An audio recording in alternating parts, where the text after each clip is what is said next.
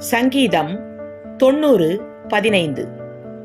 தேவரீர் எங்களை சிறுமைப்படுத்தின நாட்களுக்கும் நாங்கள் துன்பத்தைக் கண்ட வருஷங்களுக்கும் சரியாய் எங்களை மகிழ்ச்சியாக்கும். விளக்கம்.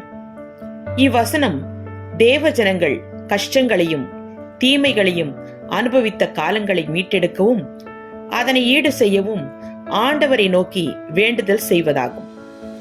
நாமும் இயேசுவே, நாங்கள் துன்பப்பட்ட நாட்களையும் வருடங்களையும் சமநிலைப்படுத்த எங்களுக்கு மகிழ்ச்சியை தாரும் ஆண்டவரே என ஜெபிப்போமாக.